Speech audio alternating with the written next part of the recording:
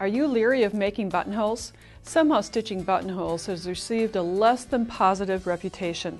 Well, Baby Lock has come to the rescue of giving us a camera, yes, a camera, to assure perfect buttonhole alignment when we're using Baby Lock's Alyssimo Gold. Get ready for lights, camera, buttonholes next on Nancy Zieman TV.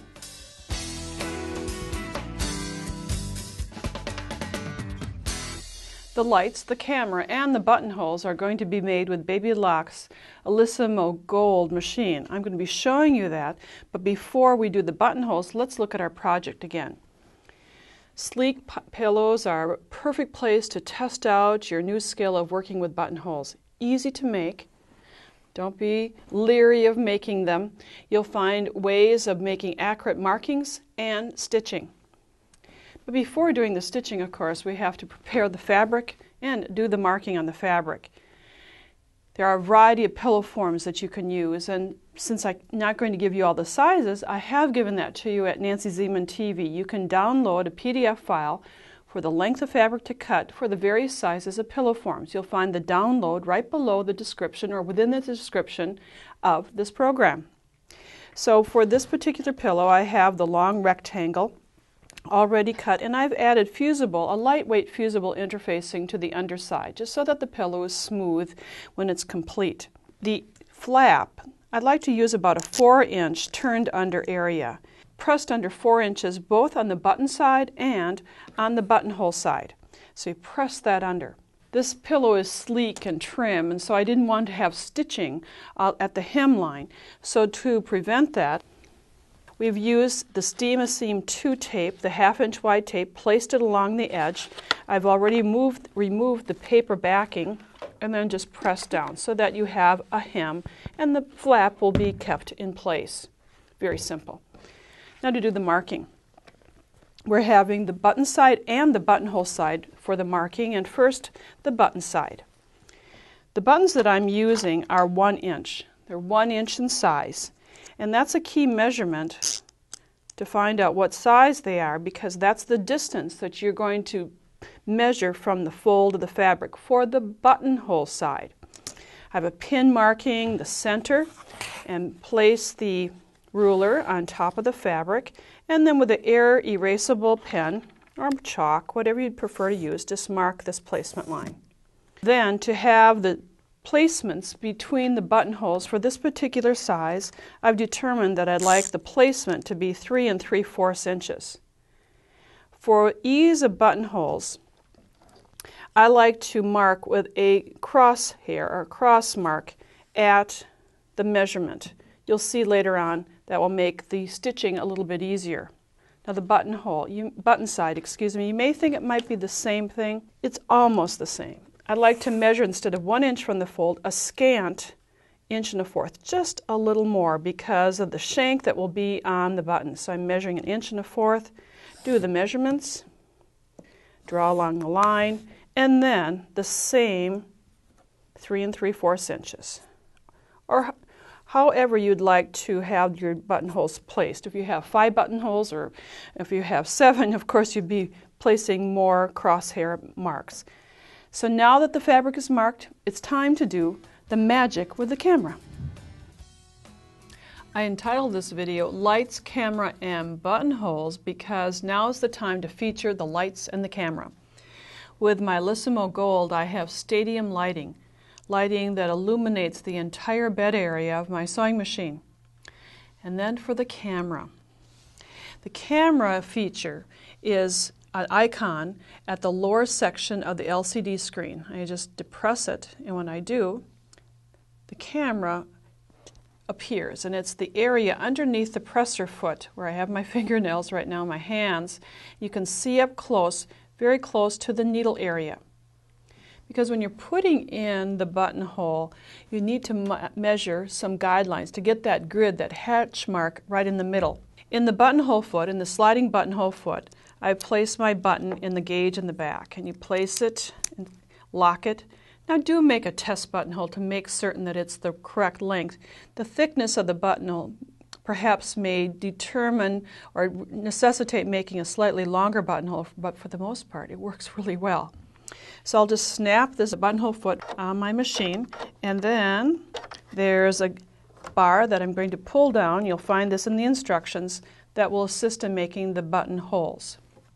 Now as I place the fabric underneath the presser foot area, I can start watching right in the screen to place the hash mark underneath the foot area. And I'll just lower this right now to show you that there are little marks, a hash mark on the side and one in the front. And that's where I'd like to get my marks aligned. And because I have a hard time seeing right inside that area, I am just going to look in the camera to make sure it's correct. One other thing that helps me with the camera is the grid.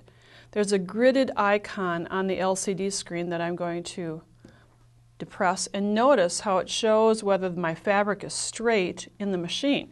So now I'm just going to line it up, get it straight, there we go, and I can take that grid off so it's a little bit easier for you to see what's happening. So now I have stitch number 9 for the buttonhole, and I have all the mechanisms in place, and now just so. Now I did make a test buttonhole to begin with. I'm using buttonhole setting number 9. There are many to choose from, and just sew away. Measuring the distance from the fold, the distance between the buttonholes, making a test buttonhole are all parts of making certain that the buttonhole will go on the right spot. It just takes seconds to do the stitching. After creating one of these, you'll make 2 more for this particular project. Now I'll just cut the threads, bring it up to show you that it's centered in the crosshatch area. Now I've darkened the markings that I had made earlier so that you could see, but that buttonhole is right in this position it should be. You can clip off the excess threads. I'm just going to reach for my clippers, clip off the threads, and then cut open the buttonhole. I have a little mat cutter, and I start at one end and cut to the other and move buttonhole over, cut. And presto, everything is cut open. Make 2 more buttonholes using the same steps. Then after you've placed the buttonholes in your fabric, remove the foot and find the M foot in your Alyssimo Gold accessory box. This foot has a little mechanism on the side, and that mechanism on the side, when it's depressed downward, it allows for a shank, a thread shank, to be formed. The threads will go over the thread shank. Years ago I used to place a toothpick underneath the foot to create a thread shank. This does it automatically. So now we'll take the button out of the buttonhole foot and attach the M foot. On the LCD screen, I'm going to select the stitch. Now the stitch is stitch number 23. You may have a comparable stitch like this on your machine. It's a bar tack, and it will bar tack over the shank adapter that's on the M foot and create distance, thread distance between the button and the fabric.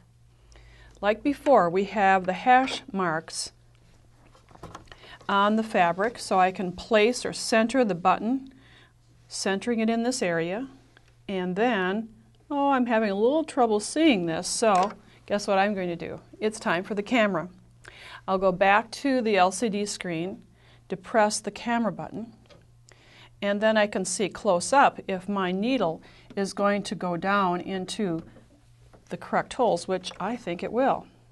So now I'm just going to stitch this, and as I stitch it, the thread has gone over that bar. It's gone over it, creating a thread shank. Now do not cut your thread short at this point. Rather, raise your needle, raise the presser foot, and then slide the fabric away from the foot area so that you have a long thread tail. Clip off the thread tails.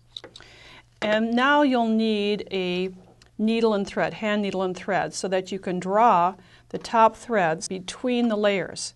Now you can see that thread shank. And to strengthen that thread shank, just place this thread Draw it in between the layers, which is easier to do with a hand sewing needle, and wrap it around so that you have a secure area. This will prevent the dimples that sometimes occur with buttons and buttonholes. Repeat this 2 more times and you have used lights, a camera, to create buttons and buttonholes. Would you like to stitch buttonholes with the help of the camera? Take an Alissimo Gold on a test drive at your Baby Lock dealer. Plus, learn more about the notions featured in this video. Tell them Nancy sent you.